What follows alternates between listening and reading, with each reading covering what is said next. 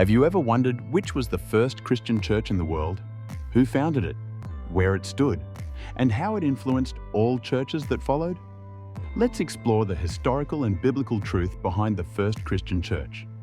The very first Christian church in the world was the Church of Jerusalem. It began shortly after the resurrection and ascension of Jesus Christ. According to the Bible in Acts chapter 2, on the day of Pentecost, the Holy Spirit descended upon the disciples in Jerusalem.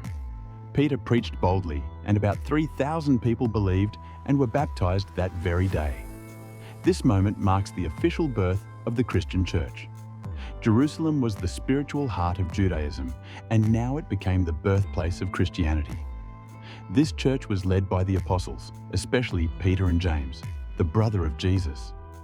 In Acts 1-7, we see the church growing rapidly in Jerusalem. They met daily in the temple courts and in homes. They devoted themselves to the apostles' teaching, to fellowship, to breaking of bread, and to prayer. They sold their possessions and gave to anyone in need. This was not just a religious movement, it was a radical spiritual community. Theologically, the Church of Jerusalem was the foundation of Christian doctrine. It defined who Jesus was, what salvation meant, and how believers should live. In Acts 15, this same church held the First Council of Jerusalem. It settled one of the biggest early controversies, whether non-Jewish believers needed to follow the law of Moses. The answer was clear.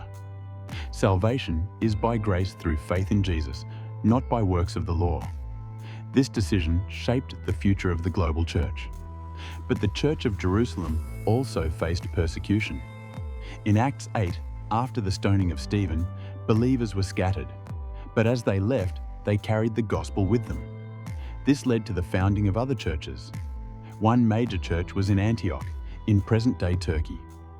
It was here that followers of Jesus were first called Christians. The Apostle Paul began his missionary journeys from this city. Another great church rose in Rome, where both Peter and Paul preached and were later martyred. This church became the foundation of what is known today as the Roman Catholic Church. In Egypt, Mark the Evangelist planted the Church of Alexandria. It became a center for Christian scholarship and gave birth to the Coptic Orthodox tradition. In Ephesus, Paul, along with Aquila and Priscilla, built a strong church that influenced all of Asia Minor. These churches together formed the early Christian world. By the 4th century, Christianity spread across the Roman Empire.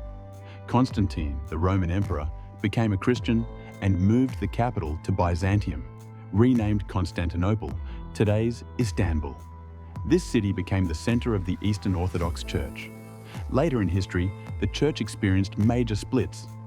The Great Schism of 1054 divided the Roman Catholic and Eastern Orthodox churches. Then came the Protestant Reformation in the 1500s. Leaders like Martin Luther, John Calvin, and others called for reform.